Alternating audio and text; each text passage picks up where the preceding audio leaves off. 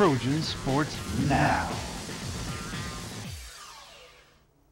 Welcome back to Trojan Sports Now. For this week's Trojan Profile, to end our fall semester, we're ending it with head coach Larry Blakeney as he ends his final game coming up of the season. So, Coach, thank you for joining me today. Yes, ma'am. First off, with that last game coming up, talk a little bit about the emotions going into that game with you. Well, you hope that there are emotions involved with every football game because it's a game that is played with very high intensity and a lot of contact. It's sort of like a controlled fight, so you need to have your heart into what you're doing. And, of course, from the coaching standpoint, you just try to motivate guys to learn and study what to do against their opponents, which they study also. And we try to give them a game plan that affords them the opportunity to end up a 60-minute period as a winner. And but it is, as far as my particular emotions, there are some that are stirring due to the fact that it is my last game at the helm of the Troy University football program. And, there's some things that I'm looking forward to, certainly, but there'll be certainly be a lot of things that I'll miss, mainly the players and the coaches and the people. So what all will this game mean to you, what does it mean overall to you? Well, it's an important game because ULL has sort of had our number of late, and it's important to our players. It's important to our university, our alumni.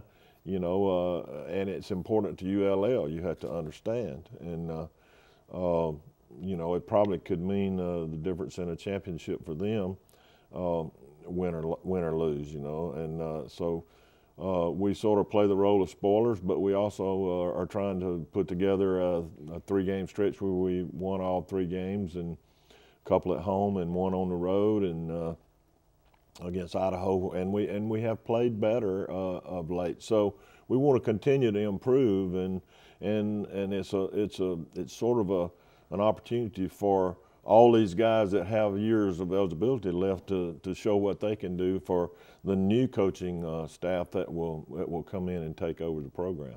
You talked a little bit about what the last game means to you, but what has this season meant to you overall? Well, it's been a good bit of frustration in this season, and anytime you don't win or have a chance to win every game, it is frustrating if you're a football coach or a football player or a competitor, So I didn't really go into this season saying it was my last, but it's become evident that that's what I need to do, and that's what I want to do, and I want to do it for the right reasons. I want to do it for Troy University. I want to do it for our Troy football players and our alumni and friends that support this program. And it's time. I've coached a team. I have had a team, either 7 years in high school at 3 different places in the state of Alabama, as an assistant coach at Auburn under 2 different head coaches, great men, Pat Dye, Doug Barfield, and also 24 years here. So that's 45 straight times that I've gone to camp.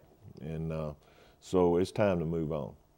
And speaking of Troy University, you mean a lot to the fans, to the players, to the students here. What does Troy University mean to you? Well, it means a lot to me. Some tremendous friendships have been built with all levels of Troy University people. The administration certainly that hired me, Dr. Jack Hawkins Jr., and the faculty and the board of trustees and the alumni and friends around the region that we draw from, and there's a tremendous number of people that love this university, and there's always, in my opinion, anything is possible. The sky is the limit at Troy University.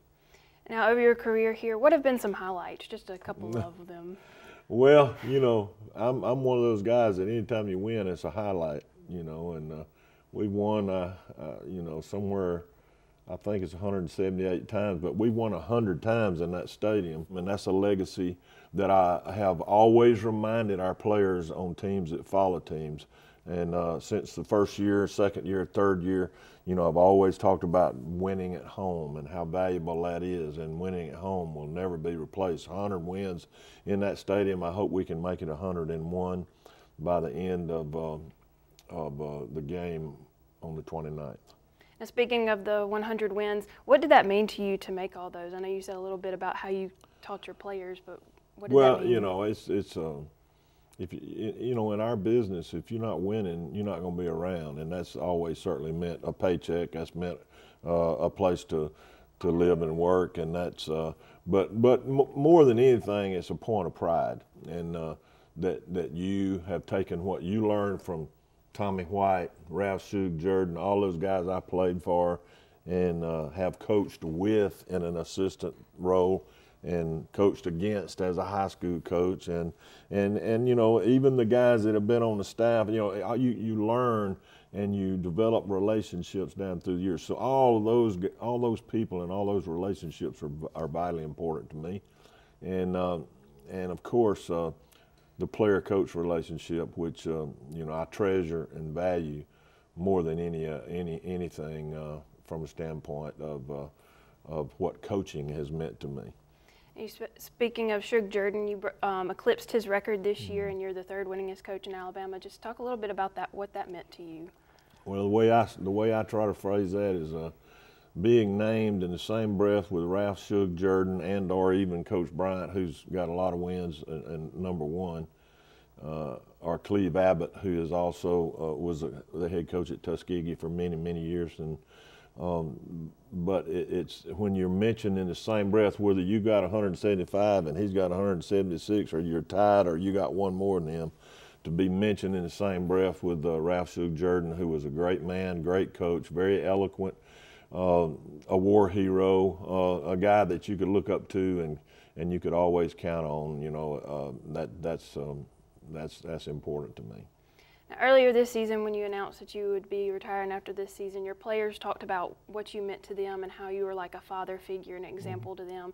Can you talk a little bit about the legacy you want to leave behind? Well, it's all about relationships. You know, the relationship I have with my wife and my family and my coaches, and but every player needs and deserves a relationship with the head coach, and they're none the same. They're all different. You know, some guys hadn't had a dad, hadn't had a male figure in their life until they get to college football, and you know, those guys need the fatherly type. Some guys need, you know, just a little pat on the back every now and then, you know, buddy or whatever, you know. But they all are a little bit different, and you have to sort of dissect that need and try to decide, you know, what does this old boy need for me to help him be successful? And so that's what I look for, and that's what I've always looked for as a high school coach, again at 3 different places, as assistant coach and as a head coach. That's been my philosophy.